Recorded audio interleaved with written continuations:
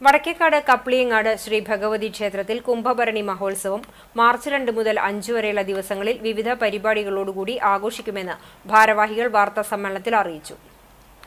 March 2-ന് നാട്ടുതാല ദിവസം വൈകിട്ട് 7 മണി മുതൽ നൃത്തനൃത്യങ്ങളും, മാർച്ച് 3-ന് അശ്വതിവേല ദിവസം രാത്രി 8 മണിക്ക് ശിവജി ഗുരുവായൂർ സംവിധാനം ചെയ്ത ചലച്ചിത്ര നടീനടന്മാർ അവതരിപ്പിക്കുന്ന ദൃശ്യവിരുന്നായ പൂമാത എന്ന നാടകവും, 4-ന് കുംഭഭരണി ദിവസം ഭഗവതിയുടെ താലമെഴുന്നള്ളിപ്പും, വിശേഷാൽ പൂജകൾക്കു ശേഷം വർഷത്തിലൊരിക്കൽ മാത്രം തുറക്കുന്ന വടക്കുംവാതിൽ തുറക്കലും പട്ടും താലിയും ചാർത്തലും ഉണ്ടായിരിക്കും. പ്രശസ്തമായ തട്ടിന്മേൽക്കളിയും നടക്കും.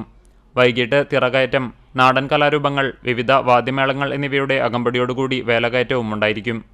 അടകുത്തി പുഴുങ്ങാൻ വന്നവരുടെ അടുപ്പിലേക്ക് മേൽശാന്തി തീപകരലും രാത്രി 7:30-ക്ക് മ്യൂസിക് നൈറ്റും ഉണ്ടായിരിക്കും.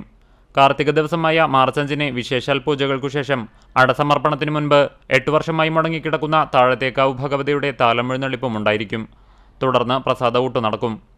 വടക്കുംവാതിലിൽ ഗുരുതിതർപ്പണവും, അടകുത്തി പുഴുങ്ങാൻ വന്നവരെ കോമരങ്ങൾ അരിയെറിഞ്ഞ് അയച്ചതിനുശേഷം നടയടയ്ക്കുന്നതോടുകൂടി കുംഭഭരണി മഹോത്സവത്തിന് സമാപനമാകും.